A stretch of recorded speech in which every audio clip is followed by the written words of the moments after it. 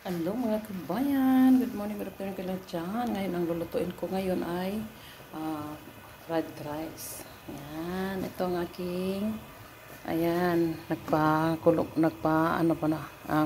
naglaga muna ako ng kanin. Itong kanin na ginagamit ko kabayan, hindi yung normal, yung pang salad rice. Ayan. Ayan, itong aking sangkap sa aking fried rice. Ayan, oh, meron siyang carrots, tapos green peas. At saka linagyan ko yun ng, aywan ko sa atin, pajulini dito sa amin. Parang, hindi, bagyo beans ata yun sa atin. Ayan, may zucchini.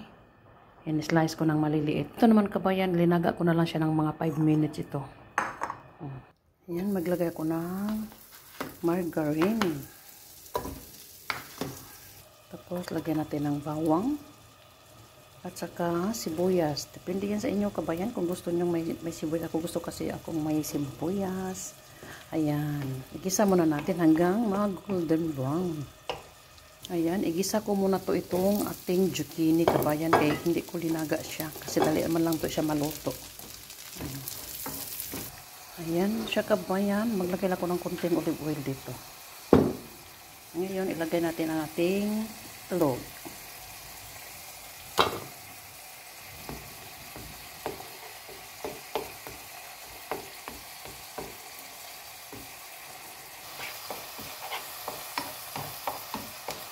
O yan, linagyan ko na siyang asin kabayan.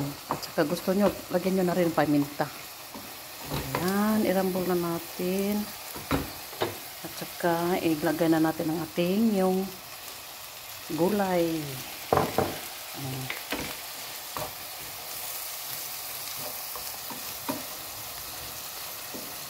Kompleto ang ating kain. Nandyan na lahat, gulay, pati itlog.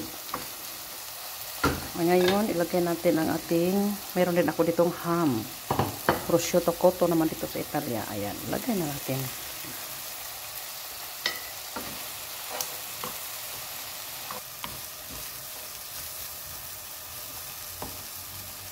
Yun, ilagay na natin ang ating kanin. Kanina yung linaga ko kanina. Ayan.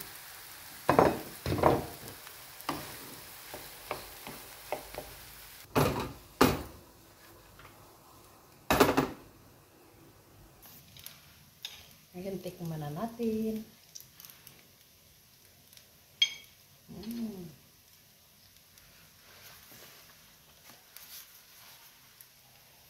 Thank you for watching. Sarap. Kabayan. Thank you for watching. Bye-bye.